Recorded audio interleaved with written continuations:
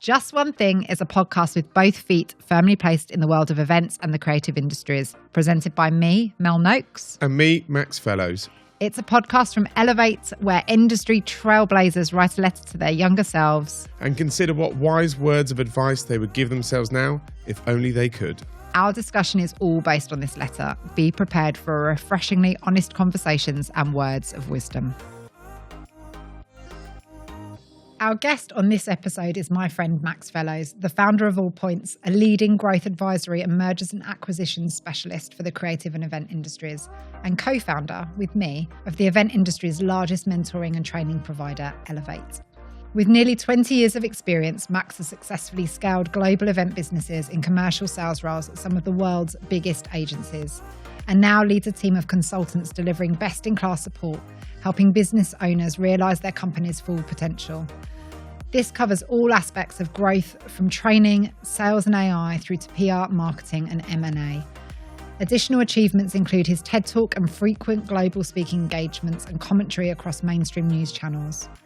Max is one of the best connectors I know and prioritises helping others over everything. His career success is a testament to his drive, determination, persistence, ingenuity and hard work. He lives by the mantra of his favourite quote: "The brave may not live forever, but the cautious will never live at all." I'm so pleased he's my guest today. And now Max is going to read his letter to his 21-year-old self.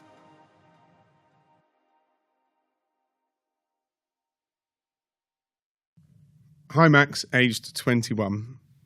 How you've made it here in 2025, where I'm writing this letter to you in one piece with the motivation, positive attitude and thirst for life and fun that you have, I've got no bloody idea.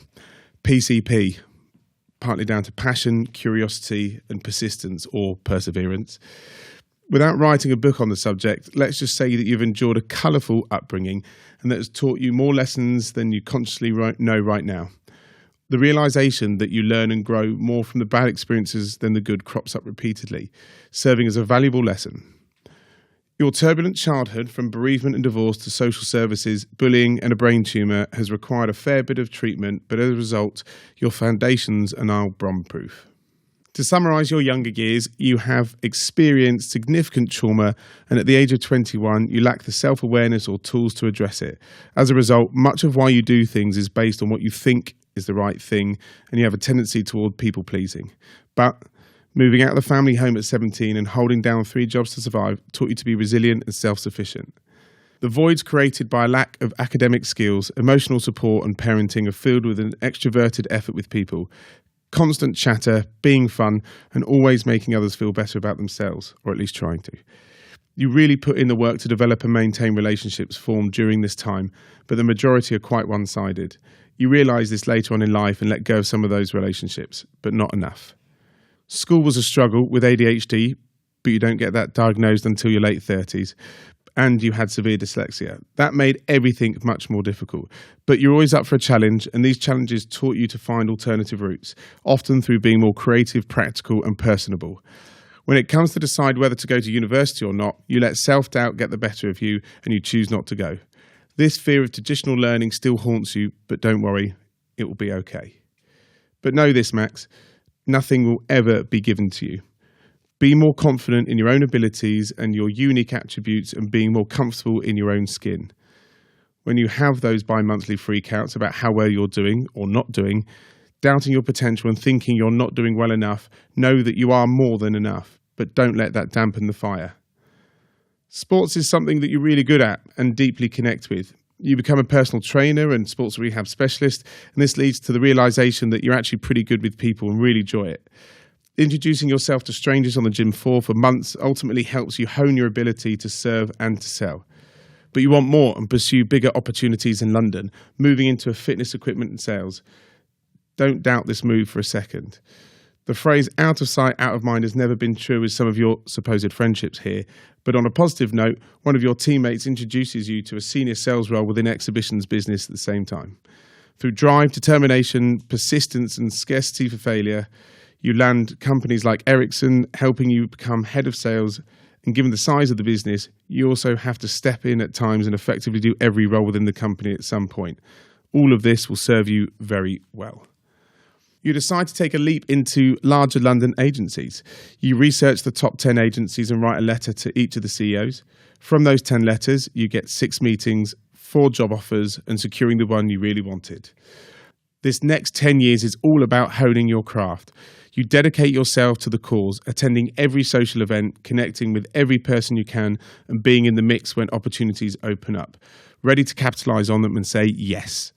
There's no quick fix here, no alternative to putting in the reps, whether it's pitching, introducing yourself on the phone, or public speaking. There are countless sayings like learn in your 20s, earn in your 30s, and take note, this is very true. But the key lesson is this: you must get comfortable with being uncomfortable to grow and truly put yourself in the game. You also never actually fail, you only learn. You're an ideas person and you're really bloody good at it. You see gaps and opportunities and create solutions. But these can often distract you from the bigger picture. Just be aware of how your brain works like this.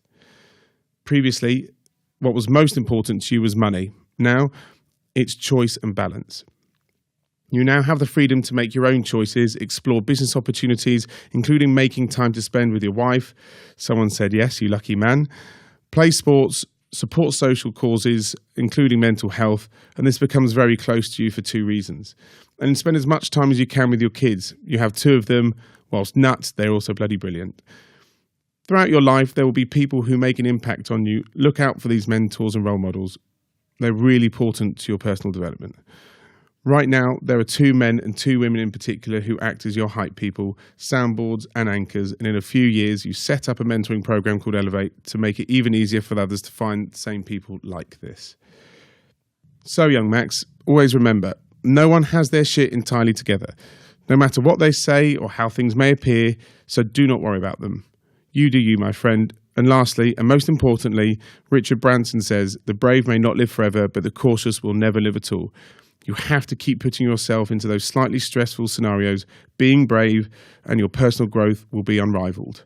As you get older and experience more in life, you'll realise this. Yes, that makes total sense. Well done, mate. Keep at it. I know what you're capable of, and Granny Annie would be very proud. From Max in 2025.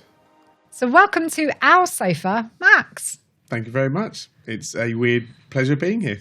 I know, I am in full control today. That's probably the weird fact, isn't it? I have nothing. I'm ready. Great. Let's do this then. So for those that don't know you as well as I do, tell us about yourself. Yeah. My name's Max Fellows. I am fortunate to be the co-founder of Elevate, a leading mentoring program supporting talent and helping nurture and develop relationships throughout our industry globally. I also am the proud founder of Allpoints, which is a leading growth advisory and M&A consultancy. So we support and work with businesses within the events and creative sphere, if you like, supporting across every facet of growth, if you like. So that could be headhunting, training development, operations, all the way through then to an eventual exit, sale, financing, EOTs, MBOs, you name it. So there's a raft of things in there, but simplified, it's helping business owners and leaders realise their full potential through various kind of verticals within the business needs and metrics. And what do you do for fun? I have just started getting back into tennis. And I am all right at that, but it's an interesting mental game there. During COVID, and actually I had a good COVID, which is a negative thing to say, I realised that there are a few things that I need in order to regulate myself, and I call those my non-negotiables. And of that, 2 times a week is to at least exercise, if not 3. And another couple of those are things like socialising. And I mean, as a true extrovert, I get a lot of energy and enjoyment from speaking with other people, new people, people I know, things like that. And so I have to speak with people in a social dynamic at least twice a week. That for me is great fun. And then once a week, once every couple of weeks, have a few beers and just sport or chat with mates and things like that. I'm a fairly simple soul in that respect. Yeah. And I think anyone that knows you will understand you're such a people person. So it's no surprise that you needing to be around people gives you energy. So I am so excited about this conversation because what I'm hoping to do is help people see the Max Fellows that I do and Pete does and understand what drives you and who you are behind I guess, the persona you might see on LinkedIn or the person that you see on LinkedIn and really get to know you. So I am very excited. I feel mischievous. I don't know why. I can see there's a mischievous grin. Yeah. So anything could happen. Yeah. So I really want to go back and start at the start. And the first thing I want to know is what writing the letter was like for you, because I'm going to guess that you were expecting it to be somewhat therapeutic, because we've had plenty of people tell us that. But tell me what surprised you about writing the letter and what stood out for you. Yeah, I have in more recent years done quite a bit of self-reflection, both through counsellors and therapy and things like that, but as well as the work that I do is requires you to pull on a lot of personal experience and broader experience and things. So from that perspective, I found it actually quite enjoyable. I very rarely look in the rearview mirror, and by that I, to some degree, and probably it's a toxic trait, self-pride myself on moving forward at pace, looking forward. I feel and fear sometimes if I do sit in the past too much, I start taking things for granted. I get too relaxed. I, bathe about in some minor successes and things, and I'm incredibly hard on myself, and that is something that this letter forced me to kind of just face up to a little bit. And if someone's asking you to try and highlight some of your achievements, you have to go searching for them, and you have to look at what you might deem a success. I think it definitely is a form of therapy for sure. It's also then deciding what you're okay with people seeing. But what most people that know me, or hopefully everyone that knows me, is that whilst I love a good gossip and absolutely the chat, I'm also open. If you ask me the questions, I'll tell you the answers. But I'm so used to asking the questions, so it's very rarely that I get asked the questions back. Sounds sad, but it's just how I am and how it is. And where does that fear of looking back come from? It comes back from looking all the way back probably to my childhood, and without having to pay you money and this become those types of sessions. I came from a family and that I was the fat stinky kid, so we had second, third hand clothes, hand-me-downs, things like that. There was a divorce earlier on, and so my mum took the brunt of it. I was one of 6 kids, and we very much had to kind of look after each other to some degree. I wouldn't see her for 2 or 3 days at a time, and my youngest brother at the time was 7 and I was 10. No, I'm not. I wasn't lying. I was 11. And so the roles that we developed there as kids, and I was the defender. So I would defend my younger siblings. As soon as you got to old enough, 16, 17, you left, you got out, and whether it was moved in with friends or uni, whatever it is, and things like that. And so for me, I think that a lot of that time was defending. So there's a lot of frustration, a lot of, turmoil and all the rest of it. Social services were involved, and the aim is that you got through it to a point where you got out of it,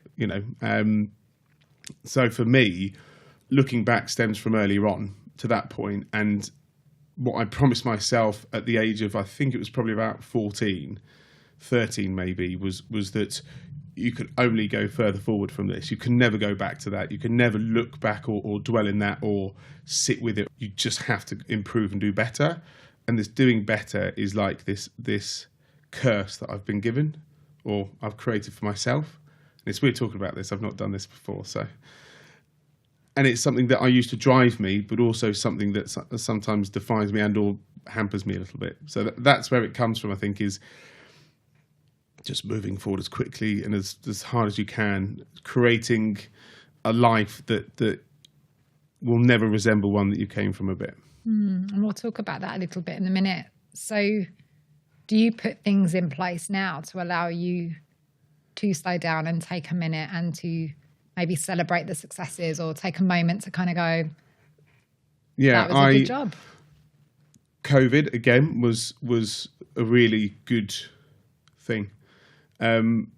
Peter will know this because he's the one I turned to, actually. I had a mental breakdown prior due to the loss of a friend and things. That forced me to address speaking to people, and forced me to address certain kind of characteristics and toxic kind of traits of the way I thought about things.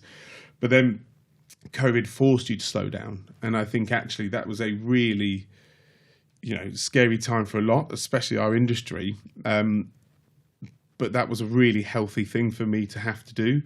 And now I use the excuse, but it's not an excuse, it's a reason, my kids to slow down a bit. I will ensure that I'm there at least doing 2 or 3 pickups and or bedtimes a week. And equally, I have a rule of thumb now where if the weather is good between the months of May and September on a Friday, you have to try and entwine business with having fun.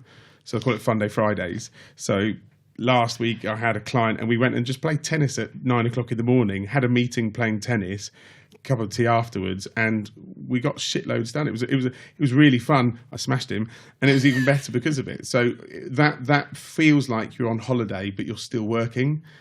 And as a business owner, the flexibility that I have granted myself to work like that has been great. And the way that I work is very weird and different and strange, but we can talk about that as well. We'll definitely talk about that. There's a few things I want to pick up on what you said there. And for people that don't know you that well, probably won't know this, but you referenced there the situation with your friends and your adoption of therapy. And you are somebody that now really believes in therapy. And it's become quite a big feature in your just day-to-day regular cadence of life. Yeah, definitely. I think it should be a enforced practice within the workplace. And I don't mean because workplace stress, but I just mean I don't think there is any person on this planet that has the natural ability to truly understand how they're thinking or what things have happened in the past and how that's affecting them in some way, shape or form. It doesn't have to be that they're,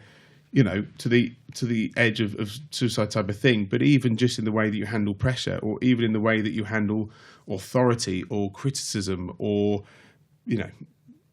procrastinate, any of these kind of things, I think can manifest in different ways. And I think especially as men, and especially actually, in their 20s, 30s and 40s, we're really shit at talking, really shit. And anyone that dare speaks to me and kind of open up a bit, I'm going to find out what's going on with them, because I think not enough people do. And if they ask, I'll tell them back as well. And I think it's so important. And with all the additional economic and kind of global and home and British and all the rest of the challenges happening, it can feel quite heavy. Things weigh sometimes heavier than they are. And I think speaking to people is a way of lightening it, or having a different opinion on something. Sometimes, sharing a challenge will lighten the challenge, right? That kind of thing, really. But I've seen it at its worst, and I've seen what it can do in suicide and things like that. And I think that there's such a huge spectrum, but no one is up at the top end of brilliance. No matter how good you think you are,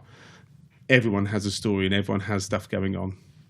And thank you for sharing that. And I think that will help a lot of people, because to your point, and I think as a society we are getting better, but that need to talk and that need to open up, not just when the big stuff happened, but as a matter of course to just work through things and to make it more normal.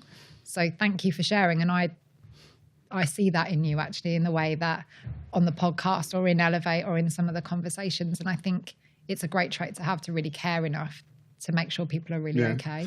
I don't think the average Joe appreciates at these different levels and different areas. And I have an incredible kind of group of both on the global event side, but also from the CEO agency side. And global events is 85% female, and the agency side is probably 90% male. These are CEOs and MDs of global businesses. These are 100 million plus turnover businesses. They are seeking out a conversation to have a chat because they don't know or haven't explored, or, and there's a weight with families when have kids and all the rest of it, the pressure on the earner and stuff like that. And it just shows up in different ways. And I think it's just really important that, sounding cliche, that we look out for each other and actively listen. I'm the best and worst active listener, as you know. If I've got something on my mind, I'm going to try and interject whilst you're talking to say it, just to get it off my mind. Otherwise, I'll forget. But I'm pretty good at the rest of the time. So let's go to the letter. And you referenced there a little bit your childhood and some of the things that went on. And you experienced more under the age of 17 than most people do in a lifetime, with some of the challenges going on, not just at home, but for you with your health and other things. Yeah. So what were those early years like, and how do you think that has shaped you as you've come into your adult life and your professional life?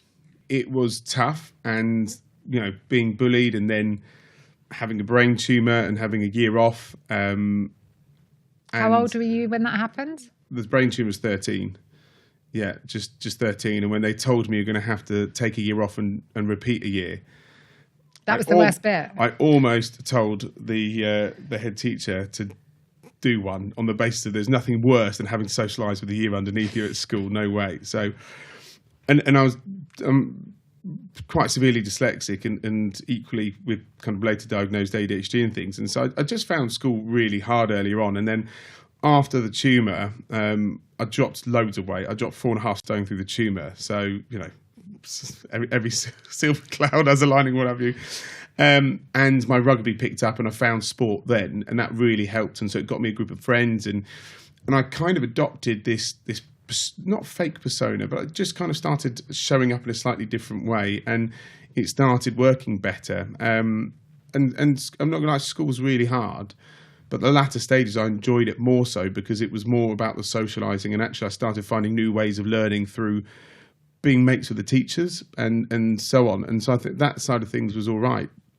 The home life was bag shit, and it just, the moment I could, and the family's taken care of. So my brother ended up being removed, and we got into my dad, left. And so it was around 15, 16 that then kind of moved out and into a flat, which my mum did support on the purchase of and things, but that was kind of the necessity of. And then my sister moved in. She was about 14, 15 later on, and we lived there, which was 16, 17 with your own flat. It's a novelty, but it's also then from the age of probably 9 or 10 been doing our own washing and cooking and things like that. My sister did way more of the cooking and washing. I can't take credit for it. Yeah.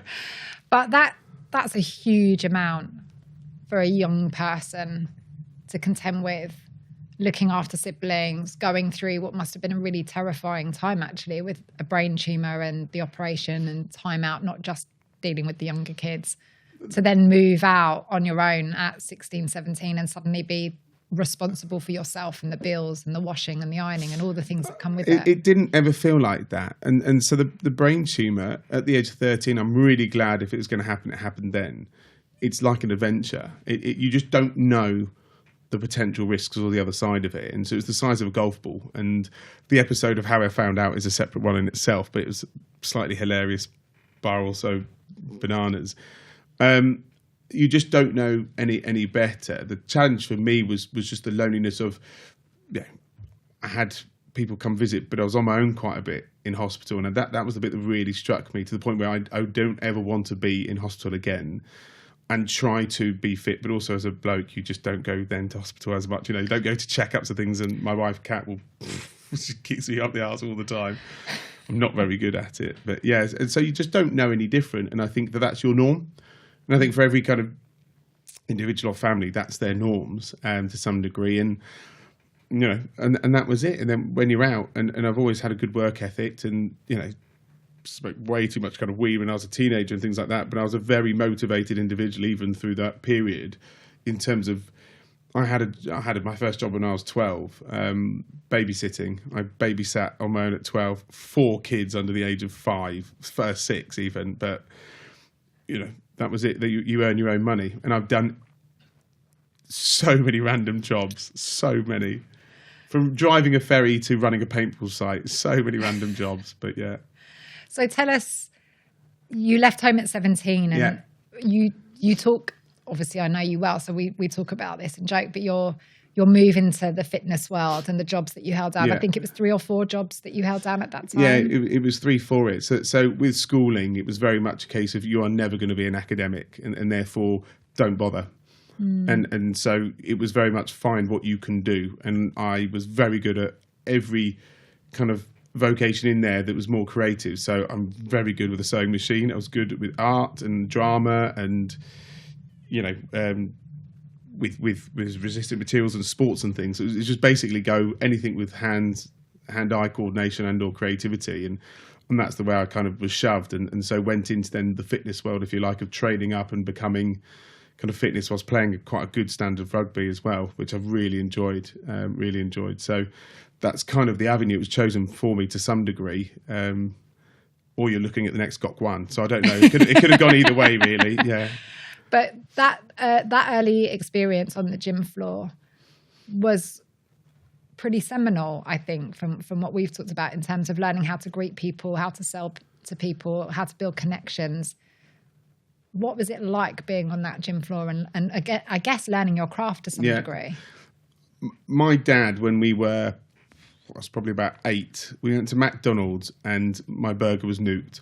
So he made me go up and speak to the manager on my own, and he wouldn't let me leave without having done it. And then it happened and he made me do it again. And I remember this specifically because it was just this, and it's something I'm stealing in Felix. If we're out, he orders directly, looks at eye contact, and it forced me to do that. And for all of his negative traits and things, that was something he really instilled. And he had the gift of the gab. He was a good talker. So I really kind of started seeing him and how he did that. And because of the nature of what I did, I had to kind of befriend people quickly in order to learn how I can support them through that or what I can use them for. And I know that sounds really negative, but at the time is that you need to qualify people fairly quickly. So the gym floor to me was a case of I'm not selling, I'm here to help you. And I generally was that. And it is with all of the things that I do. But through that interpersonal relationship was able to find out very quickly what they needed or otherwise and align my services or someone else's to do so and get a beer for the referral type thing. I really enjoyed it. And I had at one point, I was running a circuits class of about 160 people here. I had my three little ladies that followed me around doing my body pump and stuff. Short shorts, Madonna mic. It was, embarrassing, but...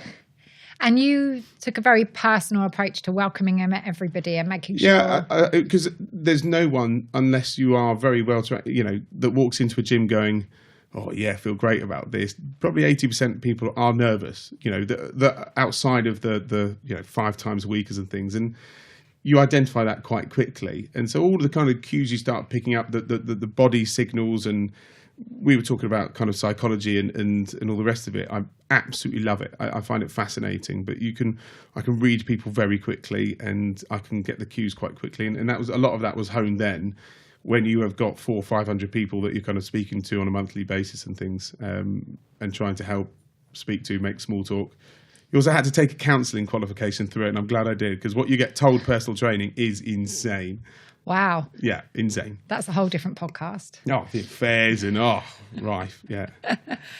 And then you went from that on a recommendation from a friend who put you forward for a role that took you into the events industry. Kind of. So whilst I was at college, I got given the kind of segue, if you like, to go to university or don't and get working. And it was a conversation I had that one of the lecturers just said, you will have the time of your life, but you might struggle with some of the kind of the learning side of things. And that scared the shit out of me. Really scared the shit out of me. I hadn't read a book until I was about 24-ish, something like that. I'd managed to get around it my ways type of thing. So the thought of that structured learning was terrifying. And so I didn't. And then on the last day of college at the Sports Awards, there's a chap called John Harris.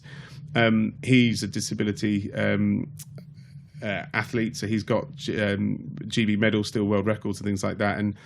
And he's a Welsh bloke, and he's 86 and he's still going strong. He's pushed around Wales. He was the first disabled person to climb Kilimanjaro in a wheelchair. And you're like, what? And he's just like that. So he said, keep in touch. And because I didn't know where I was going, I just knew what I did. And that was the kind of the perseverance and persistence piece. So I called him up every Friday, last Friday of every month, and said, how's it going? And he would kind of give me a pep talk and I believe in you and a bit of a kind of a surrogate father figure to some degree, or just a cheerleader.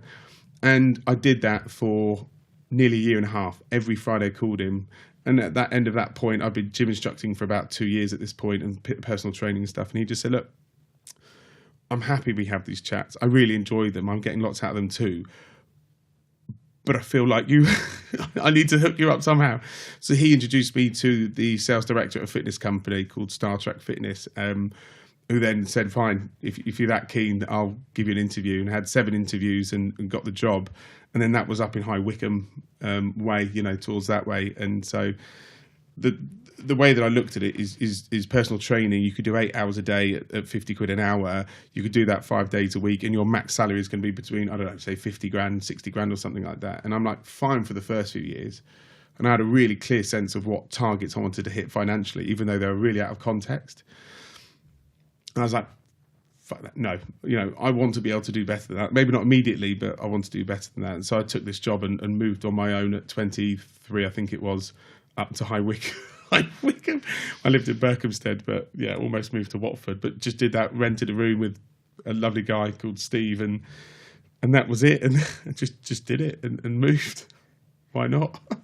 And then from fitness sales to Ericsson. Yeah, well, so whilst there was doing well and honed a more commercial sales. I had some basic sales training, but just honed what I did in creating these relationships with people. And what I was able to quite quickly is you could be the CEO of Fitness First, and I've got you type of thing. I know who you are. I know what you're about. I can connect on your level. And someone once called me as a commercial chameleon, and it makes me sound a bit slippery, but the ability to adapt into someone else to make them feel good about themselves, but also kind of align. And so did and sold well for 3 years, outsold him and them, and he didn't like it. And so one day called me out and said, look, I think it's time for you to move on. And I was like, oh, cheers to that, mate. And used a £10 discrepancy on my petrol expenses to then call the police. And so I gave him 20 and told him where to shove it. And then that day at the rugby club, one of the lads was just leaving an exhibitions company in the sales role, and I was having a chat about what was going on. I said, look, well, if you can sell, these guys are in the market. Do you want to go in? And the next week I had an interview, and by the following Friday I had the job. So that was it. And all of a sudden I'm in exhibitions and events. Never heard of the industry, never knew what it was about. And all of a sudden I was like, wow, this is insane. I was going to say, had you come across the industry Never. before or knew anyone in it? I had done a couple of trade shows, but in a fitness capacity, either in sales and or demoing kit and things like that. That was like FIBO, and that was in Germany or what have you, but it's slightly different when you're on stand. So this is, you've actually just posted recently on LinkedIn about this, but we've had a conversation about this quite often around these 3 stages of a career and 3 life cycles, if you like. So you've gone from fitness and personal training into the events industry. Yeah. What was that like in those early days in that role, and your learning curve, if you like, going from one industry to another?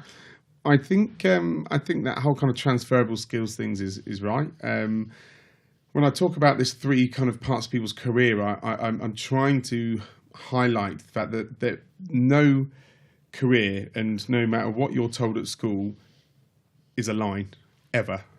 And I think that being open to being ready and putting yourselves into a position where opportunities might arise, but grabbing hold of them will see you will train in, because I think I'm going over myself, sorry, but at an earlier stage you're given a category of 15 careers or what have you, and at the next stage you've got 30 career choices.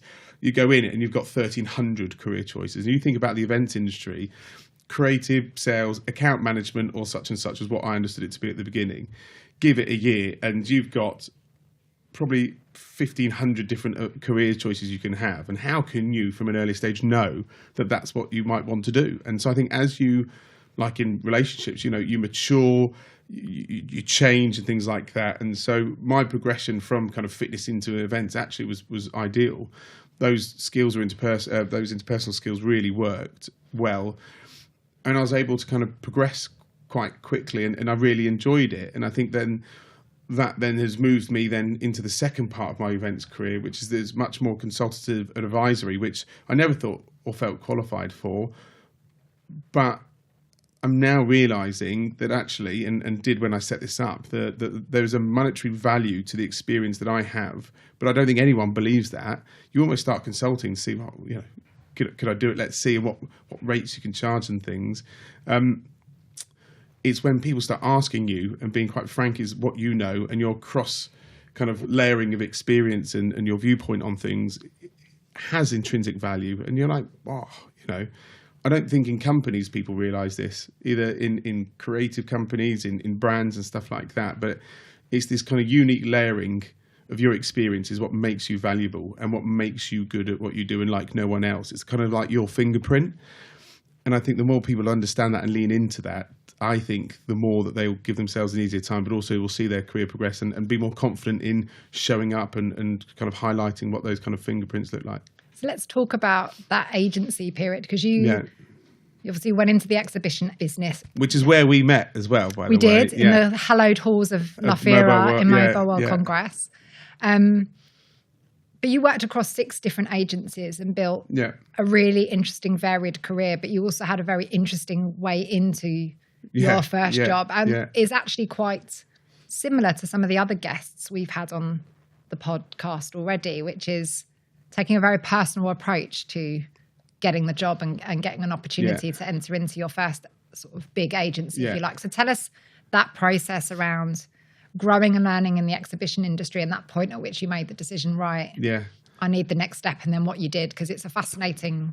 I was a really early adopter of LinkedIn and loved it, and I did some real damage with it. And I mean that in the best way possible, is that I loved it. And like we met, I would go to the Fiera and I would walk 14 halls and I would speak to 70% of brand owners cold off the bat and things, and that creates this kind of resilience, if you like. And so when it came time that I was really keen to expand out of, say, the exhibitions, because again, it's quite linear and people stay in that vertical, whereas I think, gosh, it's so exciting to think about campaigns and even to the extent of out home through the line and content and so on.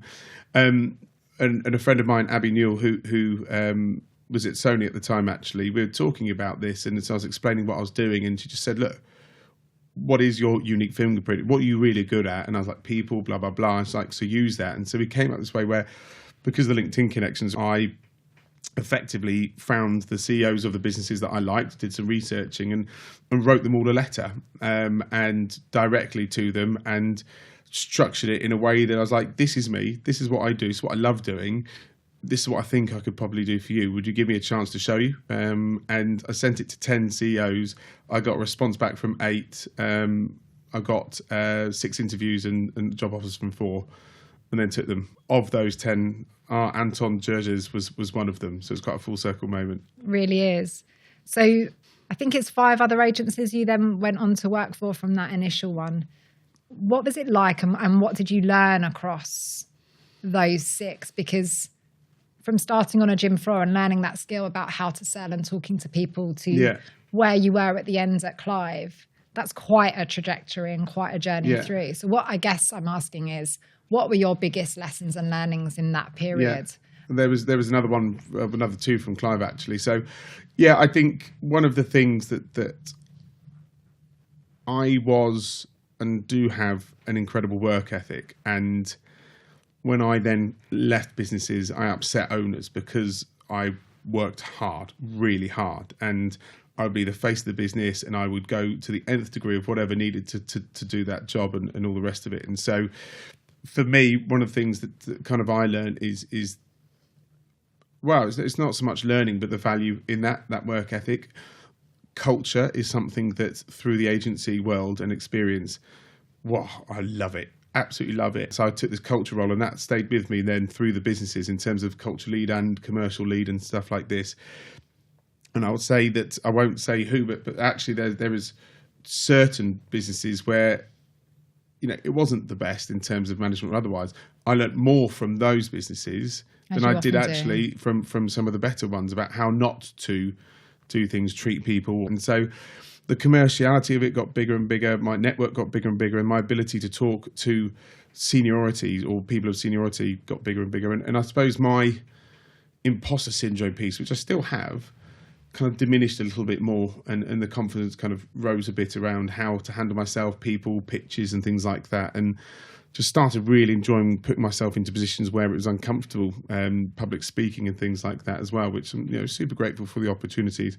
Our industry has so many opportunities. People just have to get themselves stuck in, put themselves into contention, and you can just grow in so many different ways. I find it amazing. It's so true, and you are definitely somebody that grabbed every opportunity and put yourself out there and made sure that you were progressing. You took real ownership of your own development. Yeah.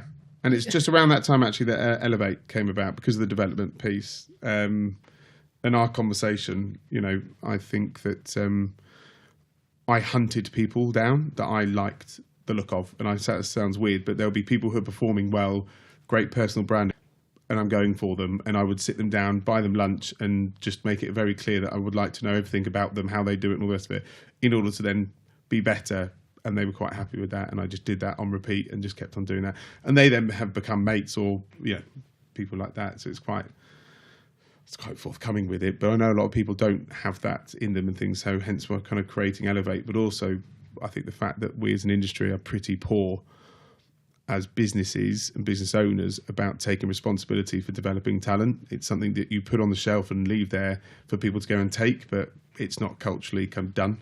So this massive chasm, as you and I both know, the canyon has opened wider and wider, so people's confidence are less and capabilities and skill sets and things are hemorrhaging and harmed, I think, as a result. Absolutely, and hence why Elevate is Elevate. Exactly that, yeah. So you obviously made yet another shift to go from what was a very successful agency career. You were a very successful commercial director in great agencies, and you made a decision around the time of COVID to pivot and do not something completely different, but to take your career in a slightly different way, enter Allpoints, but also several other businesses that you created at the same time. Yeah. So what was it about that agency experience and what you had learned at that point that you went, you know what, I think I'm at a point now where I'm going to give this consultancy go a try? Because as you reference, it's quite a step out and there's a lot of considerations about whether what I have is valuable and what can I charge. And so what was the catalyst that made you go, I think this is it? And what went on for you personally, whether it's your own discussions in your head or your own development that got you to a stage where you thought, right, I'm ready for this step? I don't think anyone is ever ready. And I think if you wait till you feel ready, you've missed the boat and you're probably 5 years too late. And so, and this is where men and women differ, I think, quite a bit in that I think men are more inclined to throw themselves out there rather than waiting for the perfect opportunity. And there is no right time, or should I say, there's no point where if you feel ready for it and now's the right time, you've missed the boat. And I think that you should be pushing yourself out there. And we both have that belief in the area of uncomfortable kind of feelings is where you grow, and that's where the opportunities strike hardest, and that I really do believe in it. So at that point, I'd helped scale and sell a couple of agency businesses and things like that. I'd been exposed to quite a bit across that perspective.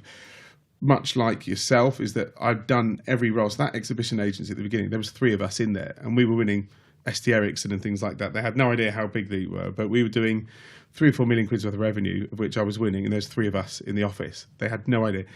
I remember, just a side note, is when we had our pictures done for the office, we pulled in 6 suppliers, a wife, a friend, and someone randomly who was outside parking their car because we had an empty seat and had pictures done in the office. So no one ever has it's never what it seems kind of thing. So when COVID came around, I was given, because of furlough and me and the business I was with had an agreement there of I didn't agree with the way that things would be. Well, I just think that it was the right time to part ways, basically. And so I did so and had a window of opportunity. We just moved house and loved nothing more than manual labour to some degree using. So I did lots of carpentry, things like that. And it's a great time to think. But in doing so, we got stuck in with Elevate, supporting community more. And what started happening was that I was just getting calls from business owners who I knew and lots of, just generally through kind of building the network, about what was going on. And because of the vantage point that I have and had through building the network, I actually knew what the majority of agency owners were thinking or trying to do, and was able to replay that to some degree in a way that felt consultative to them or helpful. And someone asked if they could pay me to come on as a non-exec to be able to help them. And you're there going, right, you're in your early 30s, you're thinking non-exec director, or mid-30s, probably being a bit coy there. You're still younger than most right, of us, Max. Okay, well, I'm still younger than you anyway, so cute as that. Yeah. Thanks. And so, and I think that's the first moment you're like, right, well, if they need it, then potentially others do. And so it started off as MFC, so Max Fellows Consultancy, and then it kind of evolved and all of a sudden realised that actually I have probably three. I'm not an expert. I know a lot about 2 or 3 key verticals, and I know a lot, but to a lesser extent, about the wider remit. And I could talk to an extent about everything. But where people had the needs beyond my capabilities, rather than just saying I can't, I would say I know someone else who can. And this is where the network just perfectly aligned, and I was able to pull people in. And then kind of grew to realise, well, okay, but if I'm doing that, getting the business, then I can almost monetize that as well. But in terms of how that's being delivered, I want to deliver it to a higher level, or I want some more structure. And so just started building this framework and stuff, and Allpoints grew off the back of that. And that was 3 years ago, 3 and a bit years ago.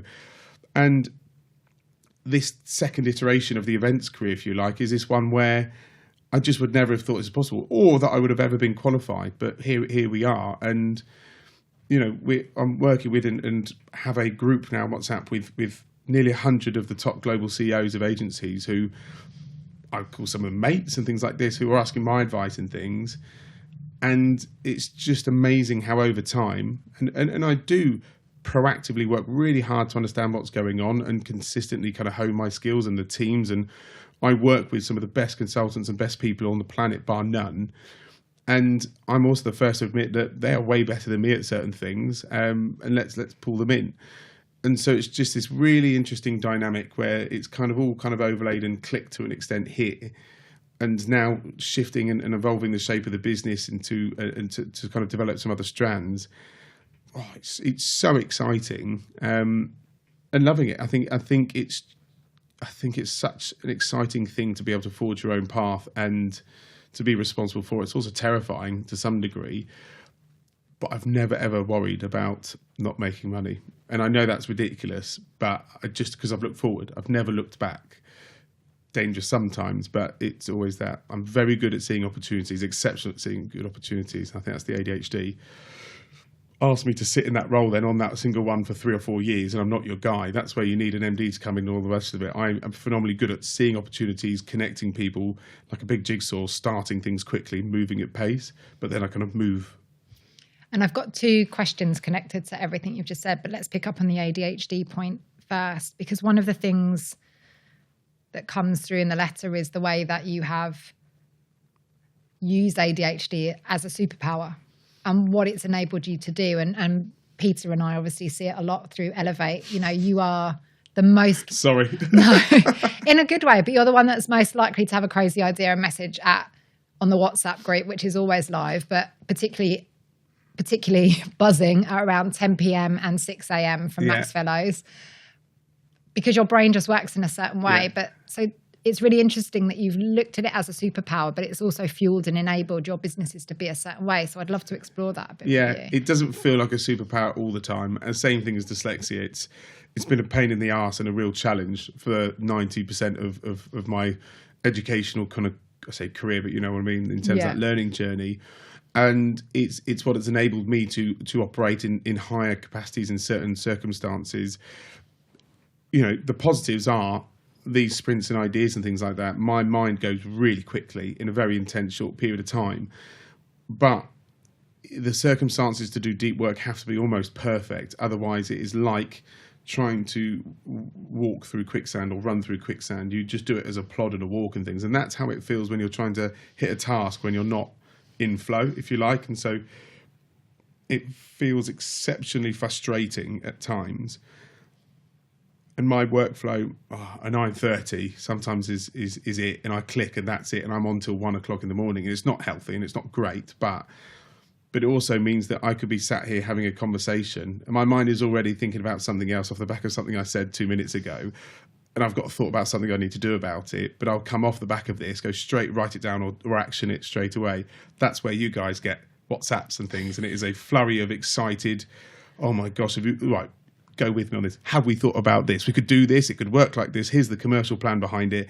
Let's do this. Let's do this. Let's do this. Who's going to do it? We'll figure that out. But let's just think about this now. So, and it works, but it just means that I can see things in the mergers and acquisitions world. I used to perceive it as something that sat in the city with suit and ties and suitcase wangers, and that was them. Holy shit, actually, probably 70% of that up front is about relationships, knowing people when they're in the right position, the chemistry and the fit of the businesses, the commercial alignment, the geographical, the financial and things like that. I see numbers differently as well. So for me, it's like chess and a puzzle combined, where I'm seeing big things move together. And I have a business here and I'm just trying to find the right piece to fit into it. But I see it as a jigsaw and it's bizarre. There is obviously a lot of due diligence and more legal and everything else that comes into play about finessing and finalising, and the deal making is an art in itself. But I can see that from the viewpoint that I have. I feel like I'm kind of on a bit of a hill to some degree, and I can see things, and that's how it's helped. And so I can move really quite effectively with that. And it's the same way I connect people.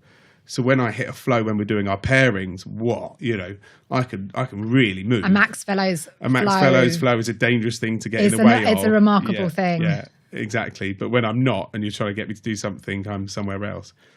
But that's where, like, walking as an alternative is something and it was actually Ben Legg, who used to be the COO from Google, an ex-military man, and he will only take meetings walking unless you're presenting something. And he has a recording device that records your conversation. He has a 20-minute loop, a 40-minute loop, and an hour loop around Battersea. And when I meet up with him, you are walking, and you're walking at his pace. But it got me thinking about it, actually. Now, if we're having a call and I push people towards a mobile phone if we can, I'm walking, and the brain works differently. It's scientifically proven. So good for me, and it's only now, in my late 30s that I've found that out, and it's just so weird how testing things and learning, you find things out about how you work. It was only 2 years ago that I realised how I could work more effectively in certain times of the day and stuff, and it's amazing when you unlock those insights. So the thing that was more challenging for you in your younger years and through, as you called it, structured and formal education has actually become something, now you've understood it better, that you can work with. I think our education system is really bad. And I mean that in that I think teachers are incredible. Just the structure, at what point is it ever going to be natural to sit with 30 strangers for 80% of your life for 7 years, looking at a book? Or a projector on the wall, which was my, the cellophane projector. Cellophane, I remember that. And for me, it didn't. And so I was always deemed to be a disruptor and naughty. And that really affected me a bit. And so now actually seeing how that learning and the way of working, if you lean into it, can actually put you into a position of, a higher percentile of being good at your job. Or actually, that means your business is going to operate in a different way. You see opportunities differently. And it's so exciting. And sometimes I pinch myself going, oh, how did I get here type of thing? Not that I've made it by any means, but the people that involved with, and just ideas popping off all the time. And someone said, I've got a bad case of popcorn brain. And I thought, if something heats up and it's just popping off everywhere and it's just holding on to these things and trying to process them properly. But I love that. That's it. I've got, in the locker, probably 6 or 7 businesses that have started and from an intermediary to what was before Tough Mudder came out, called Sand Warrior Races. Great if anyone wants that business, it's there. A mental health app for children, which supports parents in doing so, called Being. Phenomenal. I've got the biggest directory for event suppliers called globaleventsupply.com. It's just there. These are things that have done at pace, invested in and stuff like that. They all good. They all worked. Or work, but then it's kind of like, right, it's then you moved on to it's not so much I just put it down, it's more so that it's either taken the course that it has, or then I've brought someone else in to support the continuation of that business. But also I wanted to highlight, because of that, sometimes it's good just to try things, test things, and as long as you fail fast, that's okay, because that failure is a learning. And I think we're just so afraid of being seen to get things wrong, or being exposed for not being perfect. And I still, like I said, imposter syndrome. I'm still terrified of people seeing me as me, but it's only more so the last few years that I'm okay with that a bit more, and okay with people seeing me a little bit more. And I've always operated 8 years older than myself, and I know you know this as well. It looks like I've had a hard paper round, not at all. But because of the insecurities, I've always made out and let people believe that I was operating 8 years above, and always have done, in order to speak a certain language and level. I hit my 30s, and I was like, no, I'm cool with this. And all of a sudden people are like, oh, so when was your 40th? And I'm like, what? And I've been fighting the fight ever since now of looking nearly 50, but actually I'm not quite You don't there, look 50, and you still haven't celebrated your 40th, so go away.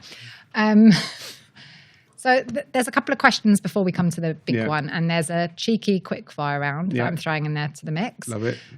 But I can't let this conversation go without talking about relationships, because you are probably one of the best people I've ever seen, not only just from a professional sense, but from a personal sense, in the way that you truly cultivate and look after your friendships and the relationships that you build. And obviously that led you to do a TED talk on this, but it's a bit of a superpower, my words, that I would say for you, and the way watching you work and watching you build those relationships, because it comes from a place of real care and real regards, because the relationships you build are not professional relationships. They're really personal, even if they're in a professional setting. And we're case in point. We met in a professional setting. But talk to us a little bit about your perspective on a network and relationships and what it does for you.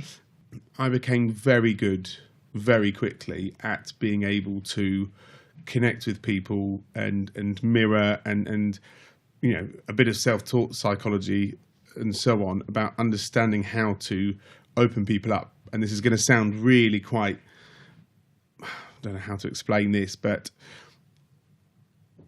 there was a period of time where I could meet someone and within 5 minutes qualify them. And I say that, and I actually toxically did this in my relationships, to qualify whether we would be a long-term potential.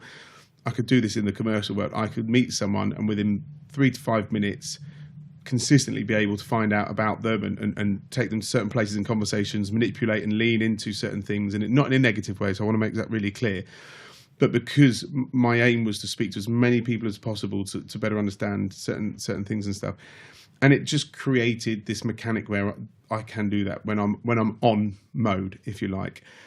And then I just stepped away from that kind of aggressive and or hard sales roles and things. And it really, that kind of foundation enabled me to create relationships in a really quick period of time. If we just met, I can almost decide how much we're going to get on, and I can do that. But in order to do that, I have to be that chameleon. So I wouldn't always be necessarily true to myself, because I would mirror and I would become who you want as a friend or as a business partner. Over the years, I've then stayed truer to me and gone, actually, look, if this person isn't for me, that's cool. I'm still going to make sure they have a nice time, they feel connected, and we do get on. And whether it's energy and things like that, I've become really aware now of who gives me energy back. And so it splits into friendships and kind of commercials, and this massive grey area of people in between, massive. And unfortunately, I've kind of lost a lot of friendships along the way, because I've always been the one that messages. And I'm talking 5-6 times with one response back, and I would still be the one, because of the way that my brain works. I will see a train go past, and I will think of last month I was speaking on the phone to someone on the train. I haven't spoken to them in a month. I'll drop them a message. And that's what I do all day, every day. And it just doesn't stop. And I don't mind that, because it's such a natural thing for me to do. If I think of something or someone, I either write it down or I message them. And then if you take that into the commercial world, I think that through the need of the challenge around education, we connecting with people in a different way, and we had a dual kind of purpose, serving each other, and the value exchange that I talk about in that TED Talk, that really kind of became the currency, really. And the more and more time has gone on, the more and more that has turned into real currency, where I can help people. Beforehand, it's just knowing them and keeping in touch. And now, as the network's grown and things, I've been able to really add value. And I don't monetize or take from a lot of them where it's commercial to do so, and there's an agreement, I will.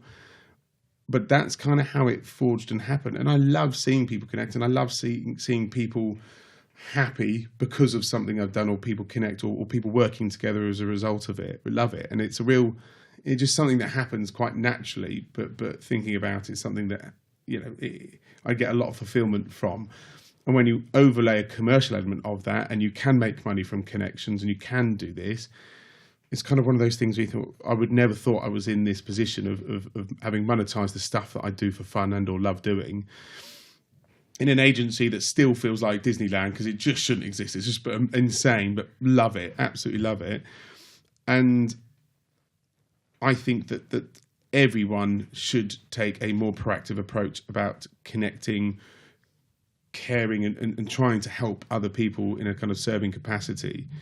And I think that goes across the board, really, whether it's, helping each other with how you show up, personal brand, whether it's helping each other connecting with other people at work. I use the example of, someone on your WhatsApp group on your street. Does anyone know a good tradie or a good Chinese or what have you? You're recommending, and that's still value. It's as little as that to as big as connecting two businesses, because they'll get on, but you also know the business will fit. And if it works, you get some money off the back of it. It's quite simplistic, but trying to articulate that in a capacity. And so people are awesome. So I just like hanging around with people, connecting people, working with people. So I'm going to take us into a little quick fire before I ask you the question. I'm ready for it.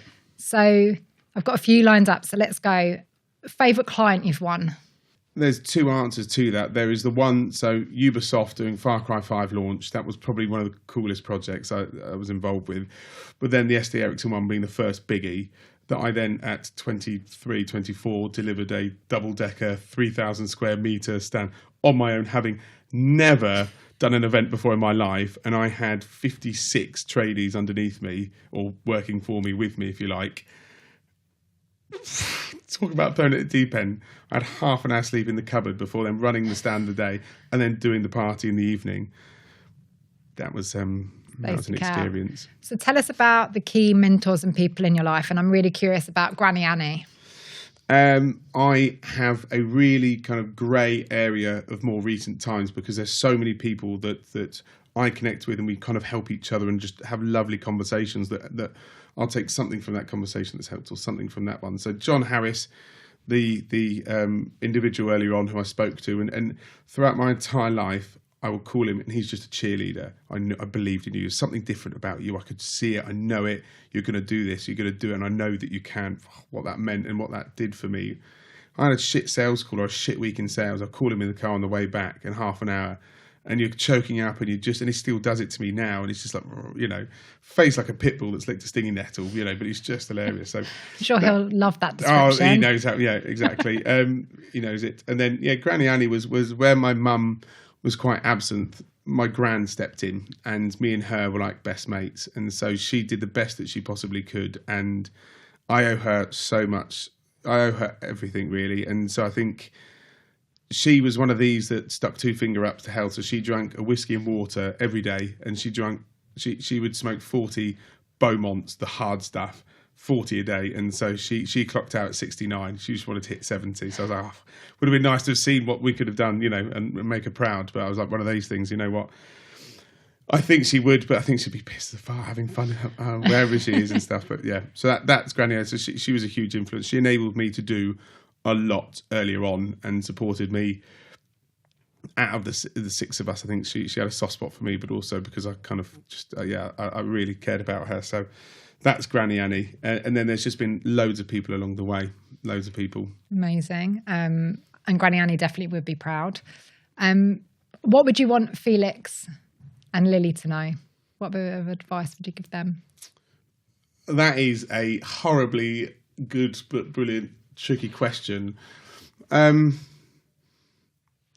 want to instill in them this kindness and care for other people. Politeness and manners is really important, but more so than anything is this self-belief, and not arrogance, but this self-belief that they can, if they really apply themselves through persistence, curiosity, and so on, passion, they could go and achieve pretty much anything. And it's something that I just didn't have anyone doing that for me. So for them, I would like them to know what's possible and how much you can enjoy things. And I hope they are proud of me when they're a bit older to know what I've done. But I still don't think I've done that much. And I think it's just this thing where I just think there's so much more to come still. And again, it's this rear view thing. It's just, I just think constantly like that. It's so forcing you to look back before we look forwards. What are you most proud of so far? I think there's three, and I'll be really quick. Not being in a crack den somewhere because of the upbringing. So the fact that we made it out was a big one. Leaving Bournemouth, where I'm from, and going it alone at 20, whatever it was, with no friends there otherwise, just to chase to chase an ambition, not knowing what even that could look like, to not go back there, and then setting it up alone, and 3 years in, it proving to be successful, and I can hold up a family and still have the time to do things with kids and enjoy Fun Day Fridays when it's appropriate to do so, and have these networks and these other kind of projects that we have, and elevate, on top of it and stuff like that. Super fortunate. So I'm kind of semi-proud, but I'll never say I'm kind of proud myself. You know what this is? Yeah, I'm just not very good. I tried to back you into a corner a little bit. Yeah, you can, but that's fine. So let's look forward then. Yeah. What's next for you? I think that there is the potential that Allpoints could be massive. So we have the new AI proposition. I've then taken the core business and restructuring it somewhat. So we have really clear pillars of service offerings. They themselves are becoming self-sufficient and really quite so. And the way I look at it, it's like an octopus. It's not very sexy, but not very, and these tentacles, again, not very attractive, but these tentacles could have lives of their own and become their own octopuses. I need to be careful as to not spread too thin, but that for me is insanely exciting, as doing more of it bigger and equally from a geographic perspective. I also think what we could do with Elevate, I think is really exciting, really exciting. And if at some point I do sell off a business or it does, regardless, I feel for you and Pete if I get full time on if I went full time on Elevate, we are all buggered. Not at all. I think the industry would be better for it, which leads me nicely to my next question, which is, what are you excited for in the next 3 to 5 years of Elevate? I think the global expansion piece is really exciting. I think what we're going to be doing around content and what we could potentially bring to market using some of the amazing network we have from a learning perspective. And I also believe that we talk awards and things like that, but accreditation and ensuring businesses take responsibility for the development of teams and talent in almost like an ISO type of scenario is a thing that I've seen up there. It's going to take work. If we could achieve something like that, I think we could completely change the industry, completely change it. And so I think there's a whole raft of other things around it, but I think these are big things that I think could happen, but the benefit to our industry could be phenomenal. And I think that what a legacy to have that, Indeed. And last of the quick fires is, what do you see coming for the industry? I know what's coming for the industry, so that's kind of one of those things. So I am involved with a lot of conversations with private equity and things like this. The experiential side of our industry is soon to be going bananas. There is a lot of money being invested into businesses through M&A rollouts, things like that. So that is going to go bananas. The corporate B2B side is going to continue to be challenged. There's no budget's going to be popping up anytime soon. And so I think for that reason, I think that there's incredible opportunities there, and that's going to see over half of our industry, over 50% of agency businesses are owned by those in their late 50s, early 60s. So we talk about the great transition of wealth. You get ready. There's a great transition of business going to be happening. And I think it's going to see huge opportunities for those in account director positions to step up and take on these businesses, or for roll-ups to happen and stuff like this. And I believe that because of the economic challenges in our industry and globally, what's happening is almost a pre-tidal wave resurge where budgets are flowing back to head offices, global group, European-wise, which is seeing bigger agency groups get more lion's share of it, which will mean the indie agencies are going to niche down again. And it's a very kind of cyclical thing which happened 20 years ago. We're about to, or going through that now. And so this upper kind of end of the independent agencies, or the mid kind of bracket of agencies, are going to be doing some really difficult, kind of going through some difficult times and difficult decisions, which will see further migration of agencies into groups, roll-ups and acquisitions and things. It's a very nerdy answer to it, but I think it is. But what I love is that you can see how exciting. excited you are about the role that you play in the industry and the things that are coming. And obviously there are always ebbs and flows and changes, but you can see. Exactly. But the positive is there is a lot of money coming into the experiential side of things, which is going to be doing a lot of different things and helping a lot of different, or it'll be highlighting and raising lots of different areas that we don't yet see or not really kind of paying attention to yet. So you heard it here first. So Max, yeah, we come to the question, and I have this gorgeous photo of you. Where are we? Argos here? catalogue days. That is Browncy Island, home of the red squirrel. Home of the red squirrel. This is popped collar. Double t-shirt, but it's a fake, 'cause it's a one t-shirt jobby, and this it's a cringe picture, isn't it? It's a brilliant picture. Yeah, Yeah, my hands were in my pocket and I had a leg cocked on the tree as well. So I was doing a real lean back kind of catalogue pose. A real catalogue pose going on. So Max, what advice would you give your younger self? The Max there in that photo that probably had no idea about where you would be today, I'm guessing. I thought I'd run a gym or create a product that I'd sell. That was generally everything that I thought then. So that's where I think people being open to directional shift and grabbing it with both hands is important. My advice would be, and it's the quote from Richard Branson, is the brave may not live forever, but the cautious will never live at all. And the whole premise around that is, if you do not put yourself into contention, if you wait for the time to be right or feel right, it's too late. And you just have to push yourself. And where that area of, same with public speaking, you can do it, it just feels terrifying. But in that experience and space, you'll learn 10 times what you think you do. And that is the difference for people, I think, who get more fulfillment from life and more successful in life and things like this, is that you just have to put yourself forward. And it's in so many different variables that you can put that as a parallel. So that for me is the need, that I just want everyone to think, what's the worst that can happen? If you're not brave and just put yourself out there, you live a cautious life. You'll live in the same town, doing the same job, in the same place, with the same friends. And it's just, life is too precious and we all have so many opportunities. And I think that's what that's about, really. Max, it has been an absolute pleasure to have you on the sofa, and I'd like to think that people know you that little bit better now as a result of it. So thank you for being so honest, so just authentically you. It's been great chatting to you. I've really enjoyed it. Surprise, surprise. Elevate operates thanks to the generosity of our partners and supporters. See the show notes to find out more about them. Together, we're changing lives, careers in the events industry for the better. Our producer is Peter Kerwood and our sound and mix engineer is Matteo Margarelio.